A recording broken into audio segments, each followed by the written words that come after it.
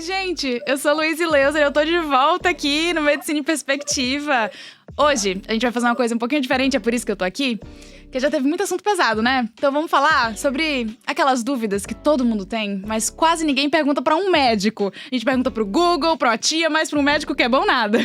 No episódio de hoje, então, a gente vai falar sobre mitos e verdades sobre o curso de medicina. Tipo assim, comer 10 ovos por dia faz bem? O estudante de medicina, ele pode receitar remédio? Tomar chá resolve alguma coisa realmente? E pra responder com sinceridade e com bom humor, eu tenho ao meu lado dois gigantes. Primeiro, a nossa host, diretora acadêmica de medicina da Cogna Educação, a doutora Denise Prioli. E o reitor da Uniderp e educador apaixonado pelo ensino, o professor Cristiano Cupertino. Gente, muito prazer. Novamente, doutora Denise. Prazer, finalmente, doutor Cupertino. Como vocês estão hoje? Preparados? Prontos. Muito animados para essa conversa. Vamos ver o que espera a gente, não é? Por Luiz? favor. Vai ser curioso, mas eu acho que vale a pena a gente conversar, porque algumas coisas são mitos e outras são verdades. Vamos vestir o jaleco imaginário, não vamos deixar ele de lado. E vamos bater esse papo bem legal. Eu estou ansiosíssima. Todas as minhas dúvidas serão sanadas. E Cristiano, se apresenta um pouquinho pra galera te conhecer. Bora lá, pessoal. Satisfação imensa participar do podcast aqui com vocês. Eu sou, então, reitor aqui da Universidade Anhanguera Indep, em Campo Grande, no Mato Grosso do Sul. Eu sou formado em comunicação, estudo administração no presente momento, tenho algumas especializações na área de marketing, gestão de equipes, sou mestre e doutor em meio ambiente e desenvolvimento regional. Trabalho como liderança, como gestor desde 2007 e aqui à frente da universidade nos últimos 3 anos. Quase nada ele é, né? Gente, só pra vocês verem o peso do nosso convidado. Já fiquei com medo, Luiz. Você devia ter convidado alguém um pouquinho menos gabaritado, porque ele vai bater em mim aqui. Simplesmente todas as frentes. Ele já esteve, ele já estudou, ele já fez algo, meu Deus. Quem sabe eu convenço ele a fazer medicina, hein, Cooper? Vamos? Nossa, não, eu sou um eterno aprendiz, só tenho os melhores aqui, mas eu não me arrisco, não. Eu fico para essa comunicação e da gestão aí. Mas espero que a conversa aqui tem bastante mitos e verdades aí pra gente esclarecer, não é? Maravilha. Então vamos começar pelas coisas que são geralmente da família, que a gente escuta de vó, que a gente escuta de tia, os mitos. Esses eu tenho certeza que quase todos são mitos. Eu vou perguntar se algum for verdade, eu vou me surpreender. Porque tudo que minha avó fala, eu tenho que desacreditar, entendeu? Olha lá, hein? Vó tem sempre razão. É verdade. Então vamos começar com uma polêmica. Pimenta da hemorroida? Gente, Cooper, eles querem começar com a minha área. Você quer falar primeiro ou falo eu? Ó, eu vou arriscar aqui, eu deixo a senhora complementar, porque eu sou aqui o diletante aqui nesses mitos e verdades, mas eu estudei, né, pra gente ter um bate-papo aqui produtivo. Olha! Viu só? Fez a lição de casa, gente. Até onde eu estudei, eu tenho conhecimento até pelas historinhas de vovó aí. É um mito que não deixa, aliás, na verdade não é um mito, é uma verdade, né? Mas não causa hemorroidas, mas devido à irritação da mucosa anal, vai piorar sintomas, com ardência, causar desconforto, mas causar não. Não é isso, professor? É isso mesmo, vou completar, tá? Vou ajudar um pouquinho mais agora tecnicamente. Gente, depende da pimenta, porque assim, ó… Ah, é? Pimenta, quando a gente usa pimenta, habitualmente a gente usa em molho, em conserva, pimenta seca, tipo pimenta do reino. Essas realmente tem uma característica, uma classificação que a gente diz, elas são secretagogos. O que é isso? Sabe quando a gente cheira a pimenta e espirra? É porque ela faz a nossa mucosa secretar mais líquido. E isso irrita o local. Mas, pra quem curte pimenta, por exemplo, se pegar num pezinho de pimenta, uma pimenta dedo de moça, por exemplo, que é o que a gente tem no quintal do brasileiro, sim, e picar e colocar na comida, ela é ótima pra saúde, porque ela tem um monte de antioxidante. É igual comer acerola, por exemplo. Então, se comer na comida uma pimenta vermelha fresca, aí vai fazer bem e vai ajudar, inclusive, numa inflamação do hemorroida. Agora, o Cooper tem toda a razão.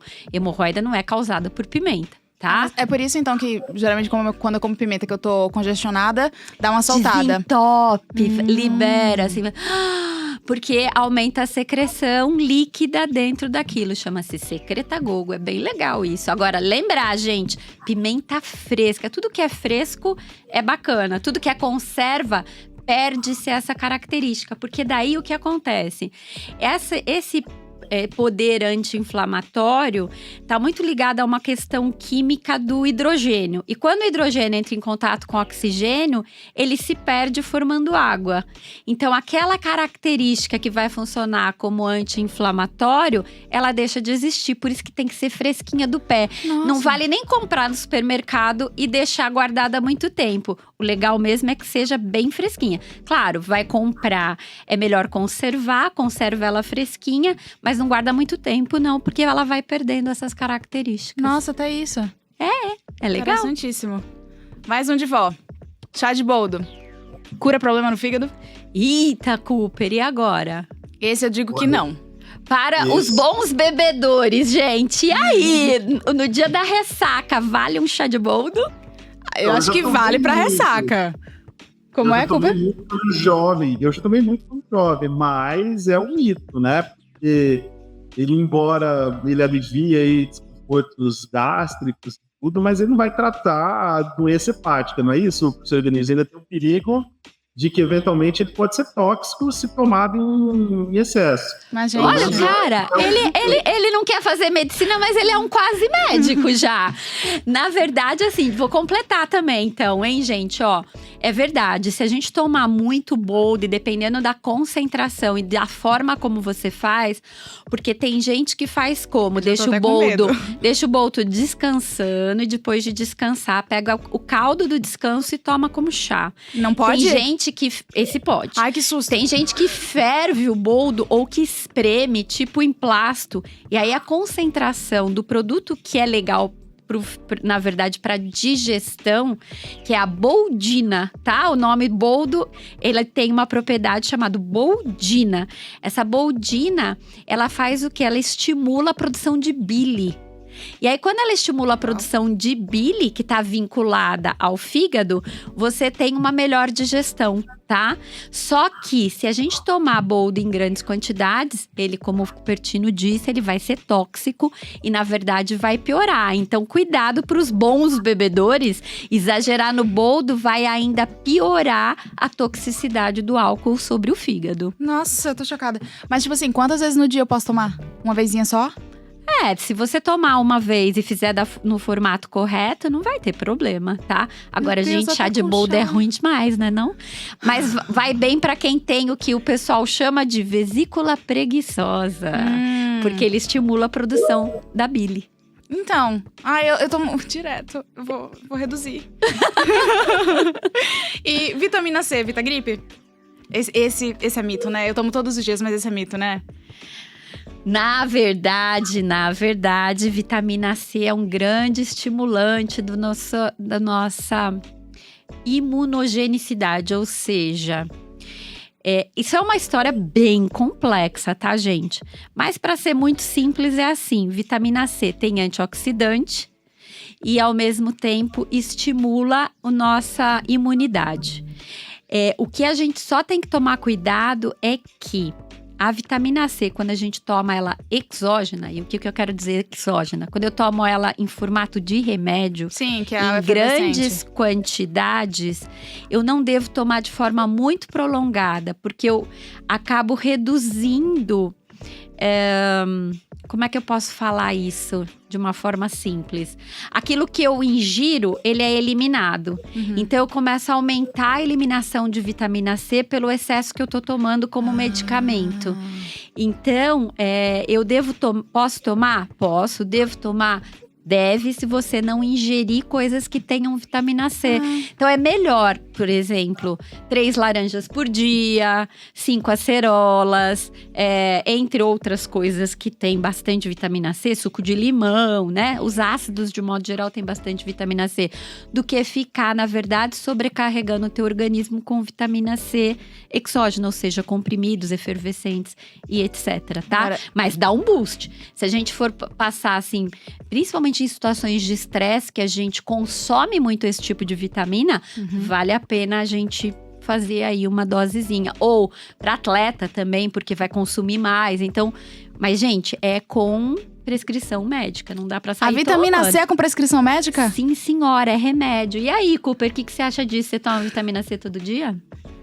Eu tomo quando prescrito e, na minha opinião, pelo menos na minha experiência, eu acho que reduz de alguma forma, mas muito leve, né? Não vai prevenir, mas vai reduzir talvez os sintomas e a intensidade, né? A gente tem a impressão, e aí eu acho que a opinião médica é excelente nessa hora, porque a gente fica com a impressão de que ajuda a aliviar os sintomas, mas não resolve, né? Não vai prevenir também, né? Não adianta a gente medicina C pensando que a gente vai pegar gripe. Mas aí eu quero saber se você tá comendo 3 laranjas por dia. Porque eu não tô. Eu tô tomando aqui descomprimido mesmo. Aí. Mas aí é suplementação, tá entendendo? Então, Sim. assim, a depender da tua alimentação, e é por isso que é importante ir no médico, porque ele vai fazer um levantamento, ou num nutrólogo, né? Nutrólogo, gente, pra quem não sabe, é médico que trabalha com nutrição, tá? Que é diferente de nutricionista, tá? Então, você vai no nutrólogo, o que ele vai fazer? Ele vai fazer todo o teu cardápio, vai olhar o seu cardápio, ele não vai fazer como a nutricionista, preparar um cardápio. Ele vai olhar o que você come, e aí, a partir do que você come, ele vai poder te indicar. Olha, eu preciso te suplementar em fibras para você ir bem ao banheiro. Não, eu preciso te suplementar em vitamina C, porque a quantidade por dia não tá suficiente, entendeu? E eu vou suplementar zinco, por exemplo, que são microelementos. Porque aí ele vai olhar para aquilo de verdade e ver aquilo que você não tá fazendo certinho. De verdade, gente, a natureza traz pra gente o que há de mais barato em remédio. Porque todos os remédios saíram da natureza. Então, o principal remédio pra obstipação, pra quem tem intestino preso, é a água. A água Deus nos deu, tá ali, à disposição na torneira. E aí tem muita gente tomando remédio para ir ao banheiro. É claro que nem todo mundo depende só de água, mas o primeiro passo é tomar água em quantidade. A mesma coisa. Tem laranja, né? Tem acerola, tem limão. Por que a gente toma vitamina C? Porque a gente não se dá conta de fazer uma dieta equilibrada, tá? Então, não tá equilibrado, é melhor suplementar do que ficar sem. É a mesma coisa, vitamina B12 é super importante. Então, tem que suplementar se a gente não come. Mas se a gente comesse direitinho, dava tudo certo. Exceto em casos extremos. Tipo, que nem a gente conversou com o Jal, que é maratonista. É claro que ele vai precisar suplementar. Porque o gasto dele é muito superior maior ao nosso, que é o habitual, né? Esse aqui, doutora, eu vou até te pedir sua ajuda pra entender. Novalgina pode ser compartilhada com o vizinho? Se refere ao copinho, será? Eu acho, gente, que a gente tá falando aqui de mediciners, né? Ô, Cooper, ajuda aí com essa questão da ética e da bioética do mediciner, do menino que faz medicina. Ele pode prescrever Novalgina ou entregar uma Novalgina pro vizinho ou pra algum coleguinha de sala? Entendi. Como é que anda isso aí? Não só com Novalgina, que é um remédio relativamente leve, depois eu falo de possíveis complicações, mas até mesmo dos prescritos tarja preta. Como é que anda isso aí, hein? Isso é complicado, a gente tem um cuidado, professora Denise Luiz, bastante grande. Porque, né, mais simples ou inofensivo que a gente imagina, vamos pensar que é um medicamento. Então, ele corre o risco de causar uma reação adversa ou, inclusive, mascarar um sintoma se você não tem um acompanhamento médico corretamente. Então, a gente preconiza que a gente tenta trabalhar com os alunos, professores principalmente, que é o uso individual e sempre tem que ter uma orientação médica adequada, né? Então, a questão ou prescrever, ou tô fazendo medicina, eu vou orientar, também é complicado. Tem a questão da ética médica aí, e a gente sabe que ela precisa ser respeitada, fazer um diagnóstico formal aí, sem um contexto, sem ter uma consulta, vai ferir a ética e com certeza vai prejudicar o paciente, não tenha dúvidas, né? A gente tem muita preocupação com a seriedade disso, eles estão em formação e eles precisam, desde essa época de formação, agir corretamente. A gente tem visto com alguma frequência a troca, principalmente em períodos de prova, de medicamentos tipo vivance, né?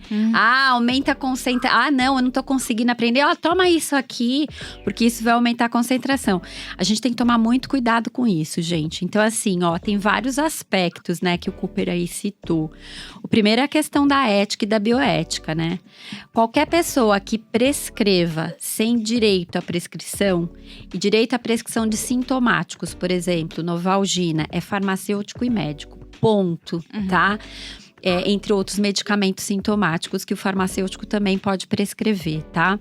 Se não for isso, a gente tá cometendo um crime, tá? Porque a gente tá se passando por alguém que pode. Isso é charlatanismo e tá previsto no código, tá? E se um garoto ou uma garota que estão fazendo medicina prescrevem e acontece o efeito colateral com desdobramento ruim e a pessoa pode fazer uma denúncia a respeito, e isso é o que pouco acontece, por isso que a gente vê pouco. Essa pessoa vai responder por um crime e pode até perder a chance de se formar médico. Tá? Então, isso é muito sério. Só para dizer da Novalgina, por exemplo, todo mundo toma Novalgina, né? Poucas pessoas dizem, eu sou alérgico. Mas eu já vi efeitos colaterais, isso é muito raro. Eu vi uma vez, mas quando você vê uma vez, você não esquece mais. Eu vi uma criança que fez o que a gente chama de aplasia de medula. Para vocês terem uma ideia, ela para de produzir células vermelhas e células brancas. Tá? E teve que fazer um transplante de medula por conta de Novalgina, tá, gente? Então, só para vocês entenderem que aquilo que o Cooper falou é remédio, é medicamento, tem efeito, pode ter efeito adverso, tá? A gente divide efeitos adversos em frequentes, pouco frequentes e raros. Esse é um efeito raro. Mas se é um efeito descrito, como é que você vai saber se não vai ser você o próximo a ter ele? Então, cuidado em oferecer remédio para as pessoas, tá? É interessante você falar isso. Eu lembro que quando eu era jovem, criança, adolescente, que eu estudava na escola, tinha uma enfermaria. E na enfermaria tem uma enfermeira, né? Ela não pode prescrever, então, né? Ela só dava chá, a gente brincava que era a enfermaria dos chás. Poxa, a gente tava com dor de cabeça, vai tomar chá?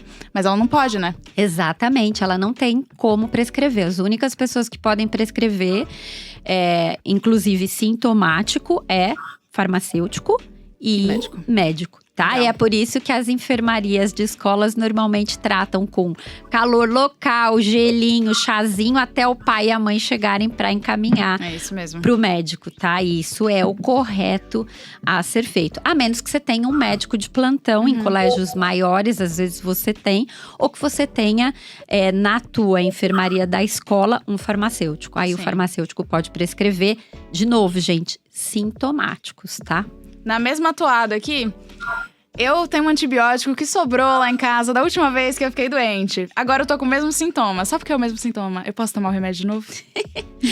E aí, Cooper? Nossa, esse é perigoso, hein?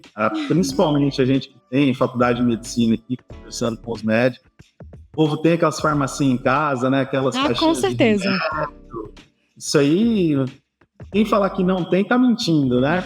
Mas o problema da questão do antibiótico, que é perigoso, por conta da resistência às bactérias, né? Que pode causar e vai complicar o tratamento. Até aquela questão, né, de tomar menos tempo. Mas por que não tomar 7 dias? Às vezes, você compra lá a caixinha do remédio, ela não vem com as doses todas prescritas. Mas tem que comprar mais outra caixinha. Na verdade, o correto é realmente fazer o tratamento dentro do período estabelecido pelo médico e saber que cada caso é um caso, né? Precisa ter uma avaliação, senão essas bactérias criam resistência, não é, professora Denise? E aí, no final do dia, o que acontece? Não vai ter efeito, você pode ter um problema muito pior. Gente, antibiótico terapia ou antimicrobianos talvez seja um dos capítulos que os alunos de medicina têm mais dificuldade pela complexidade, tá? Terapêutica e antimicrobianos é muito, muito específica.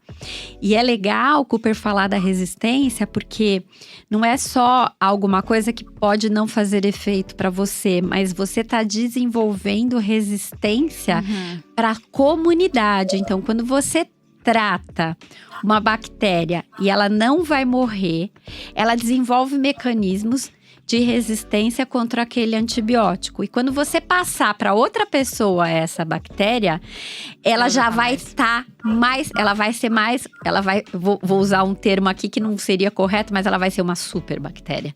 Ou seja, ela vai ter mais resistência e vai ficar passando e passando para as pessoas.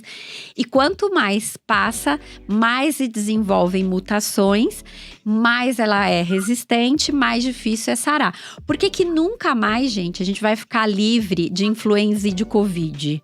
Porque a cada ciclo na Terra desse Covid e dessa influenza, ele vai mutar. E quando chegar de novo no nosso território, ele vai ser um vírus, né? No caso aí se a gente tá falando de Covid, vai ser diferente. Então, aquilo que você teve já não é aquilo que você vai ter. E o resto da vida a gente vai ter que fazer vacina para se prevenir. Quando chegar de novo, ele vai ser diferente outra vez. Bactéria, o mecanismo é um pouco diferente, mas ele também vai desenvolvendo resistência. Sim. Então, na medida que eu não tomo direito, então, aquilo que o Cooper falou, eu não tomei até o final.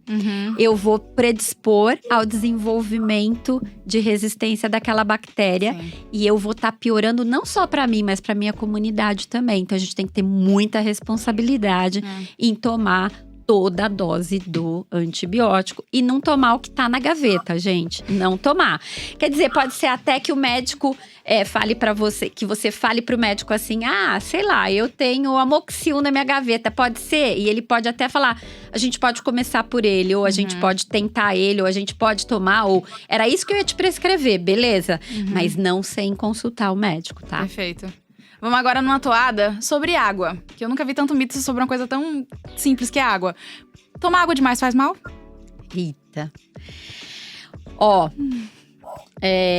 Como é que tomar água demais faz mal? A gente tem rim, tá? E o rim filtra. Se eu tomei a mais, o que eu faço? Eu vou mais fazer xixi, né, gente? É isso, né? Sim. Isso quando o corpo tá equilibrado. Só que a absorção da água depende de um monte de sais que estão circulando no nosso corpo. Certo. Se eu tô desequilibrado do ponto de vista dos sais e eu tomo água, aí eu posso ter uma intoxicação hídrica, Uau. tá? Quer ver um exemplo? O exemplo mais comum para isso. Atleta. O atleta sua demais, perde sal pelo suor, acho que fica um exemplo bem característico. Toma muita água e se ele não repuser com os jaizinhos de sal, ele tem intoxicação hídrica. Uau. Certo, Uau. Professor Cooper? Denise, essa seria a chamada hiponatremia ou não? Na verdade, ele pode ter variações de potássio, né? Ou de sódio. Quando eu tenho variação no sódio e para baixo, eu chamo de hipo é menos, natremia, porque o sódio é Na, né? Na nossa tabela periódica é Na. Então, hiponatremia, tá? É isso aí, Cooper. Então, eu perdi sal na transpiração, correndo demais. Não fiz reposição ao longo da minha maratona. Tomei muita água e aí no final eu chego da maratona com tontura, com náusea, com vômito, com fraqueza muscular, tá? É muito comum em maratonista. Mais uma de água. Beber água faz passar soluço? Sabe essa, Cooper? A avó mandava tomar, não mandava? Mandava. A minha ainda falava 3 goles e joga por cima do ombro. E a sua? Também, né? O sustinho. Eu susto e tomar água, Se assustasse, não funcionava, você tomava água. Soluço, gente, é um reflexo, é um espasmo, na verdade, de um músculo chamado diafragma, que fica logo abaixo, assim, do abdômen, né? Então, quando eu tenho soluço, ele tá tendo espasmo. Gente, eu tenho crise de soluço. Eu também. Eu já fiquei 2 dias soluçando. Nossa, Vocês não podem imaginar como dói a barriga Deus me depois. É triste isso, mas eu tinha muita crise de soluço. Agora mais velha até que tem menos, mas eu tinha muito, tá? E aí, o que acontece? Quando a gente leva o susto, a gente vai… do susto, e aí a gente contrapõe o espasmo que tá tendo do diafragma. Por isso que tem que realmente ser um susto forte. Não adianta ser um sustinho que você não, tem que ser aquele que você perde o fôlego, o susto de perder o fôlego. Aí você ajuda a controlar a motricidade do diafragma. Agora, beber água passa, sabe como? Vocês vão achar muito engraçado. Se tomar de cabeça para baixo. Não. Do que você tá falando? É, de verdade. Vira de cabeça. Você fala, mas não dá pra tomar água de cabeça pra baixo. Dá, gente. Dá. Você vira de cabeça pra baixo, coloca o copo aqui e toma. Como eu tô forçando uma motricidade do meu esôfago, quando ele chegar lá, ele vai fazer você parar, porque o esôfago se comunica diretamente por fibras nervosas com o diafragma, e aí você vai parar de soluçar. Não é legal tomar água de ponta cabeça? Mentira, isso eu não consigo nem acreditar. Então experimenta da próxima vez que você tiver soluço. Funciona e funciona bem, viu? Até eu aprender exatamente isso. Claro, gente, que tem situações de soluço com crises mais intensas que estão relacionadas a doenças, tá? Então, por exemplo, uma coisa que… Se você não é uma pessoa que soluça frequentemente e começar a ter crise de soluço e for uma pessoa para além dos 40 anos, vá no médico. Porque algumas formas, inclusive de câncer, que infiltram o diafragma, podem gerar soluço, tá? Crises de soluço intensa. Caraca. Câncer de pâncreas, câncer de vesícula biliar, tá? Então… Se tem mais que 40 anos, não é uma pessoa que tem crises de espasmo, né, muscular, e de repente começou a soluçar e não passa, procure um médico, tá? Nossa. Vale a pena. E a última das águas. Água com limão emagrece? Água com limão emagrece? E aí, Cooper? Vai aí, ajuda. Nossa, eu acho que é mito, hein, professora Denise? Embora a gente tome de vez em quando e na esperança de que vai ajudar, mas… Eu não vejo como emagrecedor, não. Embora tenha muito coach aí, muita… é o que mais tem na internet. Muita influência, né, propagando essa ideia. Eu acho que medicamente falando, é mito. Mas essa eu quero ouvir da professora Denise. Não, gente, não tem efeito não. O que tem efeito é que quando você toma água, você tem uma sensação de saciedade. Tem um monte de gente que não gosta de tomar água. E aí você bota um limãozinho para disfarçar lá. E aí você tem a sensação de que você tá comendo alguma coisa. Então, funciona para quem tem compulsão por comida porque acha que tá comendo. Tem até uns chás que a gente usa fazendo isso. E tem inclusive pesquisa científica sobre o volume de água que você ingere é diretamente proporcional, indiretamente proporcional à ingesta de comida. Por quê? Existe uma capacidade do estômago de comer líquido. Então, assim, dieta líquida emagrece? Emagrece. Por que emagrece? Porque com o líquido a gente vai atingir um volume do estômago que vai gerar para o cérebro a sensação de que, falando leigamente, a barriga tá cheia. Aí ele bloqueia o centro da fome. Aí bloqueando o centro da fome, você vai comer menos. Então, por que volume líquido, volume de água, tomar água de manhã, por exemplo, em jejum e esperar um pouquinho, vai te tirar o apetite, porque ele inibe o centro da fome, porque o centro da fome não sabe se você tomou água. Sim, lógico. Ou se você tomou uma latinha de leite condensado. Pra ele é volume, tá? E aí o que acontece é que você inibe e aí ajuda na questão da saciedade, tá? Mas não é por isso que a água com limão emagrece. Na verdade, você tá enganando teu organismo que você tá comendo alguma coisa. E agora, pra galera de medicina que tá se formando, informação. Que é aquele clássico, né? Meu colega, meu primo, ele faz medicina. Vou pedir uma consulta com ele. Primeiro de coisa de tudo. Estudante de medicina, pode receitar medicamentos? De jeito nenhum. Isso mesmo. Jeito nenhum. Perfeito, Cooper. Somente médicos com CRM podem prescrever legalmente. É isso aí, gente. Não, nunca, tá? E cuidado. Eu já vi reação, tá? Já recebi, na verdade. Onde uma pessoa passou uma caixinha de anti-inflamatório, não vou citar o nome, inclusive porque é um anti-inflamatório muito utilizado e a culpa não é do anti-inflamatório. Sim. Deu para um colega a caixa, a pessoa pegou na caixa e teve uma reação alérgica gigante. Meu Deus. Chamada Steven Johnson, perde toda a pele do corpo. Só para vocês imaginarem, a gravidade vai para Oi? UTI.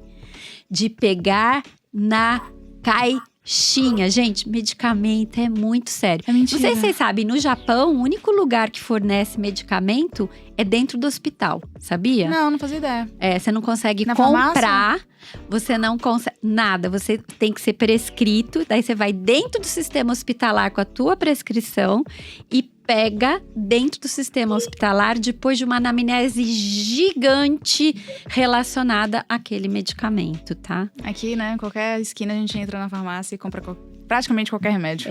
Nos Estados Unidos, por exemplo, a gente compra aspirina na drugstore, né? É super comum. E não é só aspirina, não. Um monte de medicamentos que tem efeito colateral raro. De novo, lembra? Sim. Aqueles que têm efeito colateral raro, a gente consegue comprar na farmácia. Mas existem países que são super rigorosos em né? relação a medicamento. Acho que a gente tá no meio do caminho aqui, tá? Ah, Mas vale tem dizer… suas vantagens também. Vale dizer que a gente precisa tomar cuidado com o medicamento. Com certeza. Bom, a próxima pergunta eu imagino que não, já por causa da resposta da primeira, mas se não pode receitar medicamento, pode dar injeção? Estudante de medicina pode dar injeção? Depende, né, Cooper, se estiver junto com o professor, né? Isso que eu ia falar, em ambiente supervisionado, no estágio, na escola, fora dele, não é nem seguro, né? Exatamente. Agora, prescrever não. Quem vai ter que carimbar, mesmo quando eu tô num estágio supervisionado e meu professor fala, faz a prescrição, quem é o responsável por aquela… É uma questão de ensinar. Quem vai carimbar essa prescrição quem vai se responsabilizar é o médico formado. Claro. Diferente de uma técnica, que é, por exemplo, aplicar injeção, onde a gente tem muitos profissionais da saúde habilitados a fazer. Então, fisioterapeuta pode aplicar, farmacêutico pode aplicar, enfermeira pode aplicar, médico pode aplicar a injeção, tá? O estudante de medicina, ele tem que estar, ou qualquer estudante, como o Cooper bem disse, sob supervisão, tá? Mas ele pode fazer, é diferente da prescrição, tá bom? Agora, por exemplo, os favorzinhos, né, de amigos meus que estão na faculdade de medicina. Ai, dá uma analisada no meu quadro, me dá um diagnóstico, etc. Quais as implicações que isso pode ter para esse aluno? Ai, de novo, hein, Cooper? Gente, implicações éticas e legais. E eu não ia falar, eu não quero falar nem bioéticas, porque a bioética muitas vezes se aplica a contextos bem precisos dentro da medicina. São tópicos como vida, morte, reprodução, tá? Então aí é ético mesmo, tá? Existe, para quem tiver interesse, um manual de ética do estudante de medicina. Legal. Da mesma forma que existe para o médico, tá? Um código de ética para o estudante de medicina também existe, tá? E é muito importante para quem vai fazer medicina receber isso logo de pronto quando começa a faculdade, para não cometer gafes importantes. Vocês dão aí, Cooper, pro pessoal o código? Sim. Isso é importantíssimo, né? Porque o aluno ele precisa entender que o diagnóstico informal desse aí, diagnóstico de corredor que fala, né? Sem ser examinado, sem contexto, fere a ética médica e pode, com certeza, prejudicar o paciente. Isso é muito importante. E, de novo, é charlatanismo. A única pessoa que pode dar diagnósticos é o médico. Sim. Tá? E, pensando no futuro desse aluno, logo que ele sai da graduação, ele sempre vai começar já ganhando bem? O que é ganhar bem, Cooper? O que é ganhar bem? Vamos entrar nessa… Vamos ser mais filosófico agora aqui, vai. O que é ganhar bem, Cooper? Que é o grande mito da medicina, né? Você é gestor, bora lá. Vamos começar por um aspecto de gestão. O que é ganhar bem? E pelo que você vê no mercado também, a pessoa realmente já sai ganhando bem? Olha só, existe esse sonho, essa lenda, né? Mas com qualquer formação superior, com qualquer início ele tem os desafios, né? A possibilidade de se ganhar bem aí, né? De ser bem remunerado, há uma perspectiva sempre, né? É uma área de formação e você exige especializações, você exige dedicação. Vamos pensar aqui de uma forma bem básica, que a formação médica, elas são 6 anos para clínico geral, depois ele vai fazer uma especialização, vai fazer uma residência, e aí, brincando, a gente está falando de 8, 10 anos só estudando. Então, a remuneração no patamar dessa dedicação, dessa especialização, óbvio que ela precisa ser também diferenciada, mas não é aquela coisa, terminei a medicina, né, professora Denise, amanhã eu vou estar ganhando R$1 milhão, eu vou estar ganhando 100 mil. Né? Tem que ter dedicação, tem que ter o desenvolvimento. Mas sim, acho que para qualquer profissão, né, se você se dedica, se você tem essa paciência, com o tempo vem, né? E não só do ponto de vista financeiro, né? Existem outras remunerações de satisfação, de você ajudar. É uma discussão bacana, eu gosto, acho interessante. Eu acho que é isso também, né, gente? O que é ganhar bem? Tudo depende do seu parâmetro do que é ganhar bem, né? Eu acho que ganhar bem é viver com dignidade. Sim. Né? Então, assim, é ter direito a estudar, é ter direito a lazer, é ter tranquilidade com a tua saúde, com a tua mobilidade. Isso é viver bem, é viver dignamente, né? Então, assim, com certeza, as profissões liberais, elas permitem isso porque elas trazem para você a possibilidade de trabalhar em mais do que um lugar. Mas viver bem, né, ganhar bem também depende muito da tua qualidade de vida. O quanto que você quer investir da tua qualidade de vida para ganhar mais? Aí não é ganhar bem, né? Talvez seja ganhar mais. Sim. Então, pro médico, isso é muito mais fácil. Então, se eu penso num engenheiro e num médico, o engenheiro vai trabalhar possivelmente numa empresa, vai ter uma carga horária de 40 horas e, exceto por alguns que vão ainda dar uma consultoria ou outra, desde que a empresa permita, porque algumas empresas não permitem, né? Ele vai conseguir arrecadar um pouco mais. O médico não, gente. Se ele quiser trabalhar as 80 horas da semana, né? São 80 mesmo? 24 vezes 7 vai dar mais que isso. 7 vezes 4, vai, quase 180 horas, sei lá, por semana. 189. 189 horas por semana. Se ele quiser, quer dizer, se ele puder, eu diria, né, biologicamente, ele poderia trabalhar isso. Ou seja, o que um engenheiro trabalharia um mês, ele pode trabalhar em uma semana. Então, é possível multiplicar por 4 o salário? Talvez. E aí a perspectiva de que médico ganha muito. Na verdade, médico tem a liberdade de trabalhar muito. Quanto mais ele trabalha, mais ele tem de atribuição financeira. Mas a questão é que as novas gerações têm pensado um pouco em qualidade de vida, o que é muito legal e muito importante. Então, obviamente. Até porque um médico cansado não vai te dar a mesma atenção de um médico que tá ali. Exato, e obviamente isso que o Cooper colocou, quanto mais você se especializa, quanto mais você se dedica, quanto mais tempo você tem de profissão, mais você vai poder atribuir valor àquilo que você faz e escolher entre duas coisas que te tomam o mesmo tempo, mas uma tem um valor, e aí não é preço, né, gente? Um valor maior para você do que aquele outro, e você vai podendo fazer escolhas. Então, acho que é uma profissão que te dá muitas possibilidades. Para pessoas que acham que ter mais qualidade de vida e ter uma vida digna tá ok, ou para mais ambiciosos que querem ter mais dinheiro, tá abrindo mão de qualidade de vida. Acho que é por isso que é legal, porque cabe todo mundo nessa caixinha. Pessoal, e nessa daqui agora, ou vocês acabam com as esperanças, ou vocês dão esperanças para os estudantes. Cuidado, porque a gente nunca tira esperança de ninguém, hein, Cooper? Essa aqui é delicada. O vestibular é a parte mais difícil da carreira médica? Ou não, tem coisa pior pela frente? Pergunta pro reitor. Vai ficar pior? Nossa.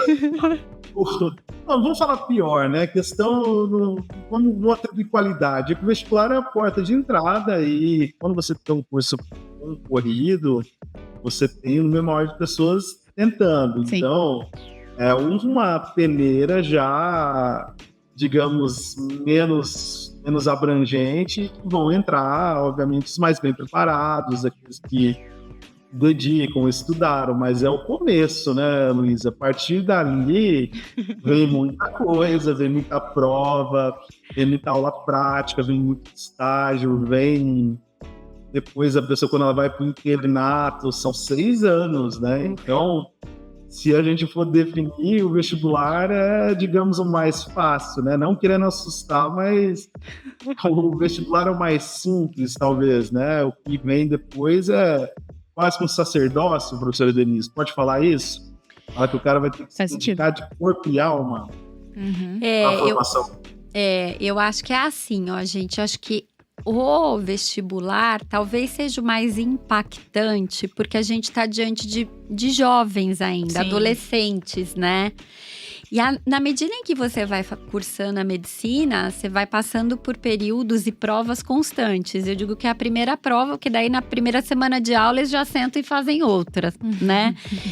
Então, e isso é uma constante na vida do médico. Sobretudo aqueles que querem fazer, por exemplo, carreira docente, vai ter que prestar prova depois de residência, eu tô falando já fora da medicina, né? Prova da residência, prova do mestrado, prova do doutorado, defesa do mestrado, defesa do doutorado. Quem vai fazer carreira, por exemplo, dentro de serviço público, tem que prestar a prova de entrada, as provas para melhoria de categoria e carreira. Quer dizer, é um eterno fazer prova. Só que aí você escuta falar menos dessas outras pontas, exceto a entrada no vestibular e a entrada na residência, porque a entrada do vestibular é a primeira grande barreira, né? E a da residência é porque a gente tem 30% de vagas para aquele pessoal que se formou. Tá aí a importância de formar bem, tá? Então, assim, se a gente perguntasse pro Cooper, ele vai te falar do índice de sucesso que ele tem lá em termos de egressos que prestam prova de residência e entram. Não entra quem não quer, porque tem opção de não querer e fazer outros percursos. Então, a importância de você escolher bem um curso que te dá estrutura e te prepara para isso, né? Que é entrar na prova da residência. Então, são os dois grandes funis, assim, os estreitamentos do funil. Mas a vida do médico, gente, é se atualizar e fazer prova. Ó, só pra dizer, assim, uma experiência pessoal. Meu marido tá se preparando para fazer a nova prova de cuidados avançados cardiológicos, né? Ele tem 70 anos e tá fazendo prova essa semana, porque a cada 2 anos é obrigatório o anestesista fazer, tá? Nossa. Então, assim, não para nunca. O que eu acho muito legal, porque aí você não envelhece aqui, entre aspas, na sua profissão, você tá sempre pronto para aquilo que tá acontecendo, tá? Importante. É muito importante, tá? E ter essa responsabilidade de você estar se capacitando ao longo do período para poder entregar, porque medicina muda muito, né, gente? Ainda mais com a medicina tecnológica que a gente tá hoje. E acho que é uma área que precisa realmente de adaptação e atualização, afinal de contas, você tá lidando com a vida das pessoas, né? Não é qualquer coisa. Exato. Não é uma profissão que você pode estar errando. Pois é. Agora, a gente vai para um universo que aqui a gente vê as maiores aberrações do planeta, que é o universo das redes sociais. Agora é com o Cooper mesmo lá, comunicador nato, formado em comunicação, ele vai ajudar mais que eu. A gente pode até começar ao contrário, eu acho, porque ele vai ter mais que contribuir. Aqui é o TikTok, é o universo onde as pessoas criam as teorias e todo mundo compra, entendeu? Então a primeira é pra assustar já, tá, Cooper? Tomar urina faz bem pra saúde. Nossa senhora, meu Deus. Eu queria que você perigosíssimo, não é não? Porque além de você não ter nenhum benefício comprovado, a urina, a professora Denise estava falando sobre o beber muita água, né? Você vai eliminar toxina e inclusive bactérias possivelmente. Então, diria que essa é perigosíssima, né, professora Denise? Então, gente, existe a urinoterapia, tá? A gente tá rindo aqui, mas é assim, quando a gente tá sentado atrás da mesa do médico, a gente vai enfrentar essas perguntas e situações. Então, é super importante que a gente entenda muito o que vai responder. Eu falei agora há pouco, a gente não tira esperança de paciente, né? Eu já recebi recebi pacientes com portadores de câncer e que estavam fazendo urinoterapia, tá? E aí, gente, a gente precisa entender no contexto o que aquilo tem de representação para aquela pessoa. Porque se aquilo for a esperança que ela tá se apegando para cura, quem somos nós para tirar isso dela? Só que a gente precisa… Isso é muito… Só tá vendo você, como é só muito a senhora pra pegar um delicado? tópico desse e revirar desta maneira pra me fazer refletir. Nossa, é verdade. Então, a gente precisa tomar muito cuidado. Então, assim, urinoterapia existe, tá? Algumas pessoas que, por exemplo, ficaram perdidas na floresta e com ausência de água, tomaram a própria urina. Mas como o Cooper disse, isso é perigoso. Por quê? A gente elimina toxinas na urina e entre elas os sais também. Então, ao contrário daquilo que a gente viu com a intoxicação hídrica, né, por água, aqui a gente pode ter um aumento bastante importante dos sais corporais. Então, em vez de hiponatremia, eu posso ter hipernatremia, excesso de sal. E fazer o processo contrário. Eu tomo a urina pensando que eu tô me hidratando, quando na verdade eu tô desidratando o meu tecido, tá? Então, isso por um dia e meio, 2, pode ser até que tenha algum efeito, porque eu ainda tô equilibrada. Mas depois disso, isso vai fazer mal pro meu organismo. Mas também não tem ninguém perdido na floresta nesse momento, né? Exato, não tem ninguém perdido na floresta. Uma outra coisa que se faz com urina, gente, é tratamento de ferida. Então, quando a gente pensa… Já vi queimadura, né? Queimadura, água-viva, essas coisas. Escuto muito. Por quê? Porque, na verdade, o que acontece? Quando você tem… Na urina, você tem um pH específico, que quando você tem tipos de queimaduras específicos, ele vai equilibrar com o sal. Faz sentido. Aquilo vai se transformar num outro tipo de sal e vai reduzir a capacidade da queimadura, seja ela ácida ou mais básica, tá? Então, vai haver um equilíbrio. Então, você lavar, por exemplo, com a urina pode fazer bem. Interessante. Agora, qual que é o problema? A urina, em tese, ela é estéril quando ela chega na bexiga.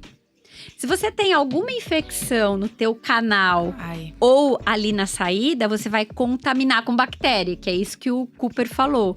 E aí, você vai tomar uma coisa que está contaminada. Se você não tem nada na saída, a urina é estéril. Então, na verdade, você pode realmente lavar uma ferida. Mas se você tem, por exemplo, para as meninas aí uma leucorreia, um corrimento, a tua urina vai contaminar na saída. E aí você vai ter uma bactéria. Então, ao invés de você lavar, você tá levando o que você queria lavar, que é bactéria para tua ferida, tá? Sim. Então, assim… Pelo sim, pelo não, gente, antes de começar uma urinoterapia, converse com seu médico, tá bom? Vamos pra próxima. E se você se perder numa floresta e não tiver água em formato nenhum, em reserva de folha, vegetais, pedras que costumam ter água… E for a última situação, tome com moderação. O mínimo possível para você conseguir se manter, tá? Porque mesmo a urinoterapia, você precisa tomar com muito mais água para eliminar aqueles sais da própria urina, tá bom? Meu Deus do céu. É demais pra mim. Olha essa agora. Eu vou juntar duas. Comer 10 ovos por dia faz algum bem? E comer ovo cru faz alguma diferença? Aí, Cooper, isso é Big Aqui, Brother, a galera né? bombada de academia vai e bota a galera do Big Brother, né, gente? 10 ovos por dia, e aí? O ovo é saudável, já deixou de ser o vilão do passado aí, mas 10 por dia, se você não tiver esse acompanhamento, não ser atletas aí de academia, eu acredito que vai elevar o colesterol, principalmente as pessoas mais sensíveis. Então… Aqui eu acho que é uma questão de equilíbrio, não é, professora Denise? É isso mesmo, gente. Ovo já foi vilão, né? Mas também hoje tá parecendo herói, né? É assim, a gente sai de um lugar a outro. Então é assim, ó. Nos anos 70… você tinha que comer no máximo 3 ovos por semana. Quando a gente chegou perto dos anos 2000, a gente podia comer no máximo 1 ovo por semana. Agora, com essa onda de malhação, tem gente que come 10 ovos por dia. Então é assim, de novo, é a mesma coisa que a gente começou lá. A gente tem que ter uma dieta equilibrada. Sim. Para saber o equilíbrio do teu organismo especificamente, você tem que consultar alguém que entenda de dieta e que vai fazer toda a tua dieta equilibrada, baseada no teu gasto diário e naquilo que você faz. Não vamos condenar o ovo, nem vamos idolatrar o ovo. Perfeito. Não é verdade? Agora, coma ovo na medida em que você pode comer. Se você é uma pessoa normal, não tem problema nenhum você comer 1 ou 2 ovos por semana. Agora, o Cupertino acabou de lembrar, ovo é riquíssimo em colesterol. Sim. Será que quem tem colesterol alto deve comer 2 ovos por semana? Sim. Qual a parte do ovo que ele deve comer? A clara ou a gema? Onde eu posso exagerar, onde eu tenho que tirar? E isso tudo a gente só faz na hora que a gente vai numa consulta médica. Na dúvida, gente, come uma vez ovo, uma vez carne, uma vez peixe, uma vez soja, uma vez frango, tá? E aí o dia do lixo, olha que legal. Porque aí a gente realmente equilibrou a dieta. A gente comeu todos os tipos de proteína, inclusive a soja, que é uma proteína de origem vegetal. Não sobrecarregou o nosso sistema, Sim. né? E tá fazendo uma dieta equilibrada. Então, dieta equilibrada é a dieta que mais tem variedade de cores e sabores e tipos. Então, dieta equilibrada é isso, tá? Para fazer uma dieta normal equilibrada, varia o máximo possível. E não sobrecarregue com uma coisa só. E com relação ao ovo cru? Que tem o ovo cru. Tem a galera que bebe o ovo, né? Se Faz o ovo- algum benefício em relação ao ovo que foi Se cozido? o ovo for de boa procedência, gente, não tem problema nenhum comer ovo cru. Agora, lembre-se que a gente tá passando aí por uma fase de gripe aviária, né? E que quanto mais a gente abre o ovo, mais a gente acha ele estragado. Vocês têm tido essa noção de que a gente tem aberto? Que é outra coisa, nunca quebre um ovo direto na sua comida. Sim. Quebre ele separado, verifique, cheire. Olhe se ele tá com uma cor normal, se a clara tá realmente completamente transparente, translúcida, para depois você incrementar a utilização do ovo. Ovo contaminado pode gerar doenças muito graves, E ovo cru tá? pode dar salmonela, né? Eu acho tão perigoso isso. Exatamente. Salmonela, shigella, que são doenças que podem, inclusive, matar em determinadas situações, tá?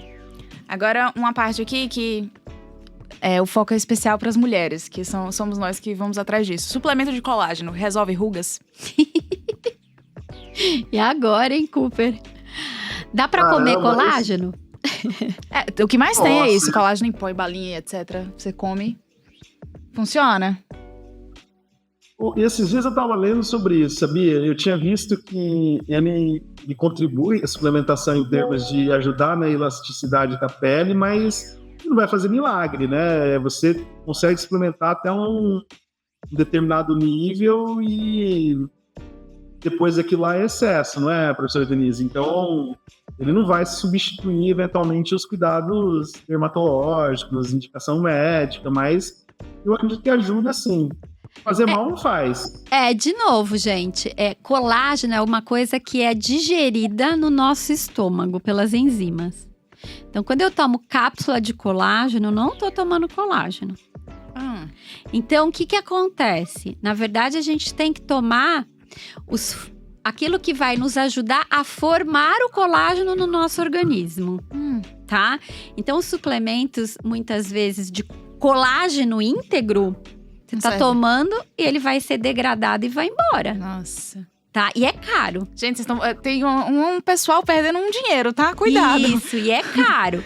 Então, o que você tem que tomar são substâncias que vão ajudar o seu organismo a formar o colágeno no seu organismo, tá bom? Senão, não resolve, não. Tem gente que injeta colágeno. Sim. E injetar colágeno consegue melhorar? Consegue. Por quê? Porque ele vai demorar para ser degradado na pele. Perfeito. Tá? Mas tomar via oral o colágeno, ele vai degradar no teu estômago. Um dinheiro aí rolou, viu? Detox de suco verde. Limpa mesmo o intestino, o organismo? Você sai nova depois de um detox de suco verde? Ai, meu Deus, cada coisa que ela foi arrumar, não, Cooper? Essas são boas, né? Eu gosto de suco detox. Você gosta, Cooper? Eu gosto, eu tomo com essa esperança, viu, Luiz? Você vai me falar o organismo. Eu tomo também. Eu não sei se ele desintoxica milagrosamente, né? Porque você tem rins aí que fazem essa função de limpeza, né? O suco verde, ele vai ser saudável, com certeza. Isso. Fazer mal. Ó, vamos pensar na palavra detox. O que é detox? Ox é para tirar os oxidantes, tá? Quando a gente come coisas que têm antioxidantes, como, por exemplo, couve, suco de laranja, abacaxi, salsinha. Muitas vezes vai no detox, né, gente? Essas coisas. O que você está tomando? Antioxidantes. Então, na verdade, por isso que se chama detox, para eliminar a quantidade excessiva de oxidantes que você está produzindo no seu organismo. O que é importante saber é que esses oxidantes, eles têm um papel na manutenção do equilíbrio do nosso corpo. Sim. Se eu tiver completamente detoxificada, eu vou produzir algumas, vou chamar aqui de proteínas, mas algumas substâncias que vão me gerar doença. Nossa. Gente, não tem receita. É isso, não então tem. Então é assim, é equilíbrio. Não tem receita, então, vai no médico. Ó, tanto assim que quando a gente faz atividade física, o que melhora a atividade… Sabe zona 4 e 5 de atividade física? A gente tá produzindo o quê? Espécies reativas de oxigênio. Que são oxidantes. Aí você vai lá, faz um monte de atividade física e produz para melhorar a sua competência cardiovascular. Certo. Aí você vai em cima e toma um suco detox. Aquilo que você fez lá, você tá contrabalançando aqui. Então, o que acontece? Você não tem excesso de produção, porque o excesso vai te gerar inflamação. Então, na verdade, o que você está procurando é um equilíbrio entre a produção do seu corpo e a absorção orgânica de substâncias que vão ajudar nesse equilíbrio. Então, você melhora a tua condição cardiovascular pela produção. E, ao mesmo tempo, você reduz a quantidade circulante para não gerar efeito inflamatório em outros órgãos. Eu acho que a maioria das coisas que foram citadas aqui são coisas que realmente têm funcionalidades. Elas funcionam para algo, mas são muitas vezes levadas para outros caminhos que não são exatamente para o que elas são feitas. Exato. Ou o que realmente funciona para elas. Viu como a maior parte não é mito? É, e é isso que é uma legal, parte de verdade, né? Isso, eu falo assim, onde há fumaça há fogo. Vamos lá pesquisar para ter certeza sobre isso, né? Ó, essa próxima aqui é pertinente para os estudantes de medicina, tá? Porque com a carga horária e com as demandas, isso tem acontecido bastante para eles especialmente. Dormir 4 horas por noite é o novo normal? O nosso corpo pode aguentar isso? Ele consegue? Luísa já tá sofrendo.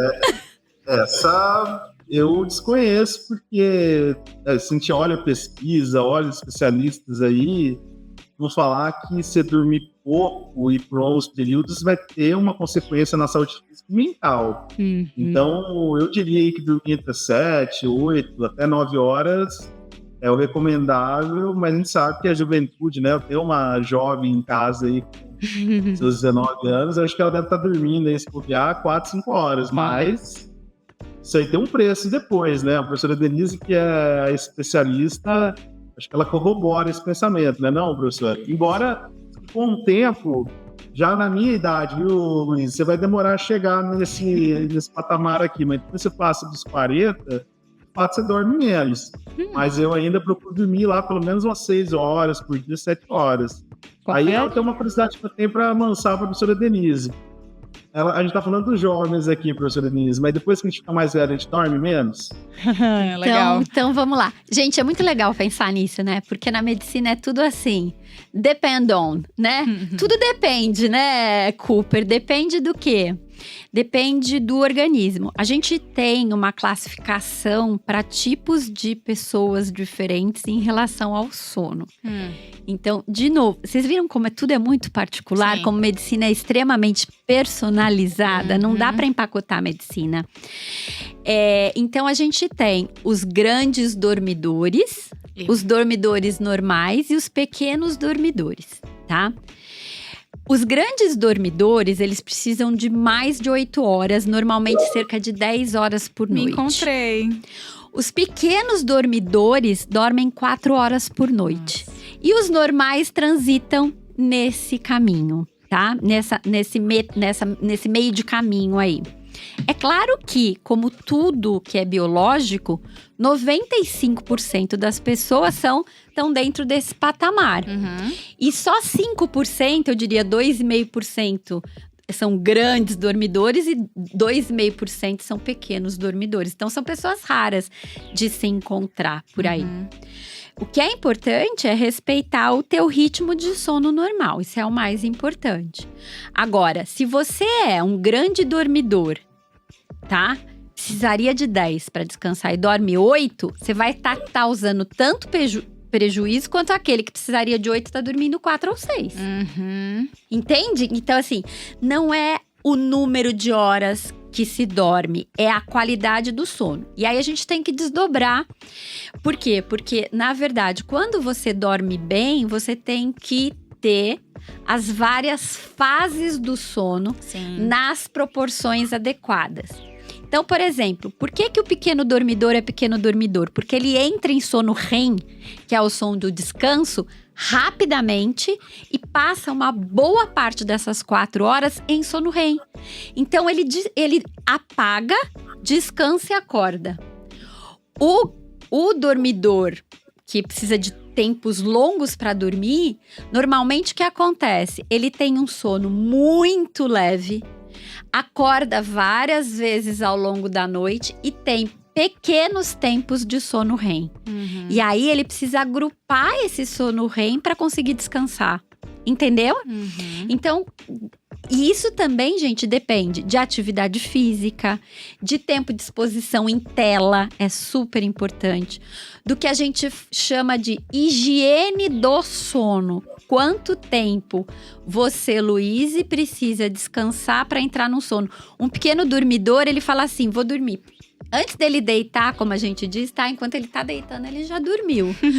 Uma pessoa que precisa de mais sono, ela vai pra cama, ela vira de um lado, ela vira do outro. Ela demora quase 1h30 dormindo sem dormir. Naquele sono leve, aquela coisa de quase dormir. Então, ela já perdeu 2 horas. Sim. Então, tudo vai depender da pessoa.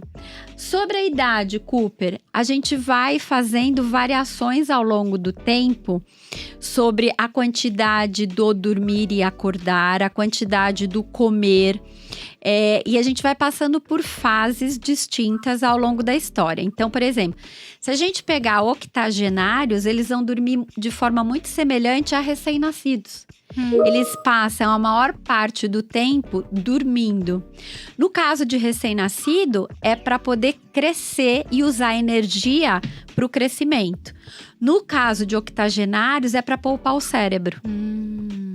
Tá? Então, isso tudo vai acontecendo na medida em que a gente vai tendo o processo natural de crescimento e envelhecimento, Legal. tá? Muito legal. Gente, vamos encerrar. Porque o nosso tempo está no pena, fim. né, Cooper? Mas queremos mais. Eu fiquei com vontade de quero mais, é isso. Tem que chamar o Cooper de novo pra gente fazer mais uma etapa, mais uma fase. Pois vamos. É uma delícia estar aqui batendo esse papo.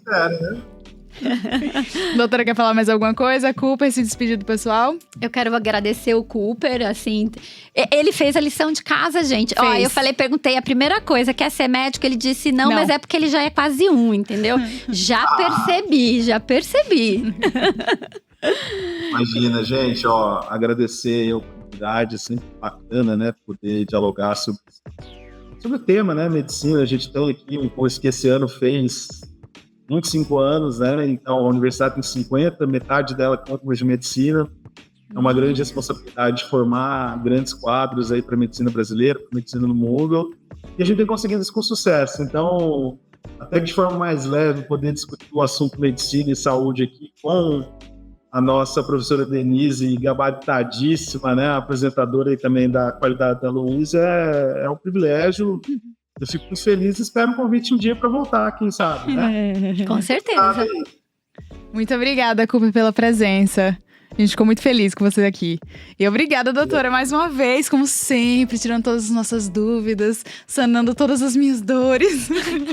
A Luísa fez algumas vezes cara de espanto aqui. Não, eu não tô acreditando. E depois, devagarinho, a gente vai convencendo. Gente, só pra deixar o último recadinho, que a gente não teve tempo de discutir, mas cuidado com chás, tá? Chás também parecem coisas tolas. E eu lembrei porque a Luísa falou assim, não, mas a enfermaria dos chás. A maior parte dos chás gerou produtos farmacêuticos, tá? E eles realmente têm um poder medicamentoso, embora muito menos concentrado, Sim. tá?